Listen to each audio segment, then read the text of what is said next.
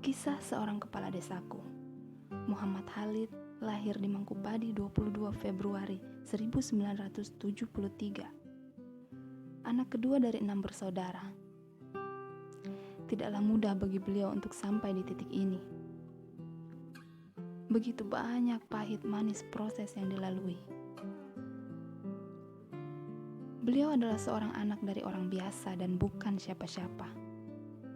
Seperti yang kita lihat di awal tadi, beliau adalah seorang anak singkong yang berhasil menjadi seorang pemimpin. Akan tetapi untuk mencapai pemimpin itu, di awal-awal beliau berniat ingin menjadi seorang kepala desa. Begitu banyak orang-orang yang meremehkan kemampuan beliau untuk melakukan perubahan. Akan tetapi tidak apa-apa. Beliau selalu ingat bahwa hanya pohon yang berbuah yang akan dilempari batu. Dan inilah hasil dari lemparan batu itu. Selalu menjadi orang yang tulus dan ikhlas dalam menghadapi apapun. Dan selalu berprinsip bahwa merendahlah engkau serendah-rendahnya sampai tak ada seorang pun yang mampu merendahkanmu. Di sini saya akan menceritakan sedikit yang menggambarkan karakter beliau sehingga beliau menjadi kepala desa terpilih periode 2021 sampai pada 2027. Para pemimpin yang baik harus terlebih dahulu menjadi pelayan yang baik. Ya, seperti yang kita ketahui bahwa beliau memulai karir hingga sampai ke titik ini tidaklah mudah. Beliau memulainya dari nol. Beliau juga bekerja di pemerintahan, melayani masyarakat dengan sepenuh hati, dengan setulus hati. Dan beliau selalu merasa bahwa kemarin aku pintar, aku pun ingin mengubah dunia. Hari ini aku bijak, aku pun ingin mengubah diriku sendiri. Kepemimpinan ialah kapasitas untuk menerjemahkan visi ke dalam realitas. Karena sejatinya kepemimpinan itu adalah tindakan, bukan posisi. Para pemimpin sejati memahami bahwa kepemimpinan bukanlah tentang mereka pribadi, tetapi tentang mereka yang dilayani. Ini bukan tentang meninggalkan diri mereka sendiri, tetapi tentang mengangkat derajat orang lain. Perlu kita ketahui bahwa tidak memiliki pondasi akan hancur. Dan apa saja yang tidak memiliki penjaga akan hilang. Tidaklah sempurna kekuasaan dan hukum kecuali dengan adanya pemimpin. Dan insya Allah untuk beberapa tahun ke depan kita akan dipimpin oleh beliau yang insya Allah amanah dunia dan akhirat. Amin. Dalam kehidupan nyata, saran paling praktis bagi para pemimpin adalah tidak memperlakukan pion seperti pion dan pangeran seperti pangeran, tetapi memperlakukan semua orang seperti orang. Dan manajemen ialah efisiensi dalam memanjat tangga kesuksesan.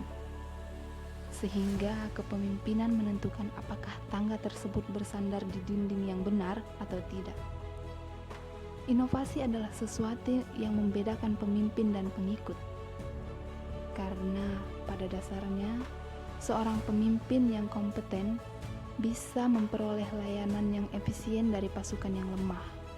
Dan sementara sebaliknya, pemimpin yang tidak kompeten tidak dapat melemahkan pasukan yang terbaik.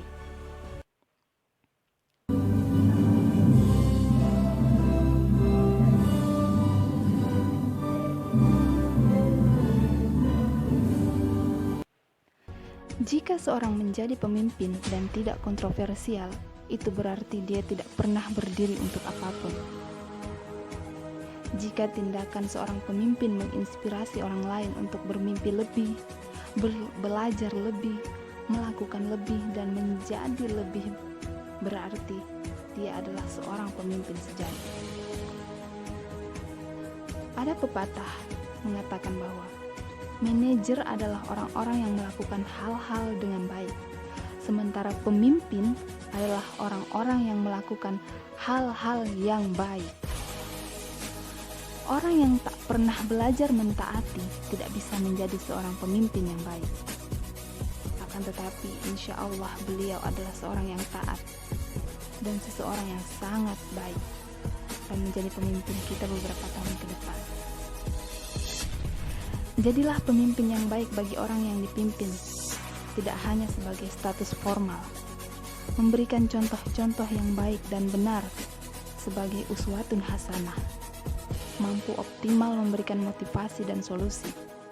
Tidaklah sulit untuk dilakukan, tapi sederhana karena merupakan cetusan hati yang lurus dan akal pikiran yang sehat yang diwujudkan dalam keseharian si pemimpin.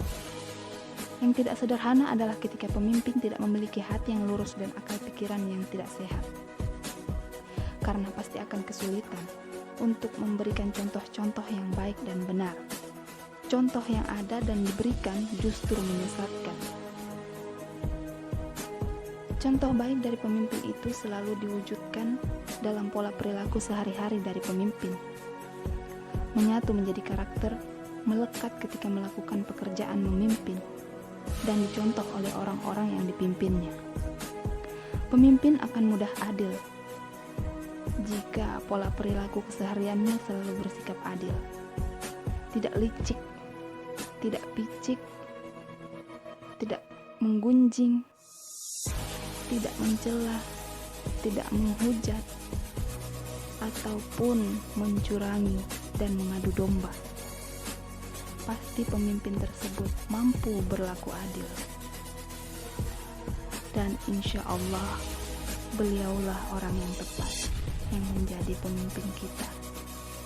Insya Allah, beliau juga mampu berlaku adil kepada seluruh masyarakat yang membutuhkan bantuan dan perlakuan beliau untuk masyarakat.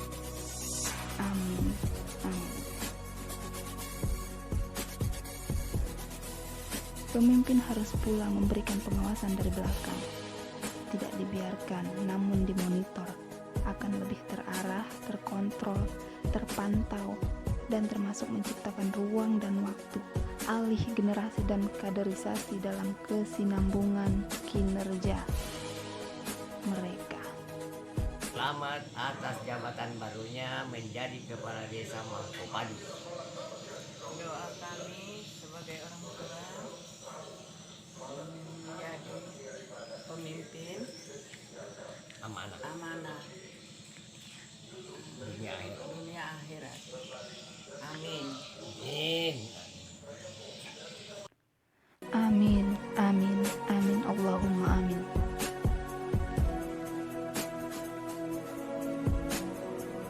Raden Haji Umar Syahid Cokroaminoto pernah berkata, jika kita ingin menjadi pemimpin besar, menulislah seperti wartawan dan berbicaralah seperti orator. Janganlah kita lupakan demi tujuan kita bahwa pemimpin berasal dari rakyat dan bukan berada di atas rakyat. Untuk menjadi benar-benar hebat, kita harus berdiri bersama rakyat dan tidak di atas mereka. Jika kita ingin menjadi pemimpin rakyat yang sungguh-sungguh, terlebih dahulu kita harus benar-benar cinta kepada rakyat. Karena keberhasilan seorang pemimpin dengan sendirinya akan terlihat dari kemampuan mereka dalam mensejahterakan rakyat yang mereka pimpin. Dan insya Allah beliau adalah orangnya. Amin. Dan insya Allah itulah pemimpin sejati. Amin, amin, Allahumma amin. Sekian dan terima kasih.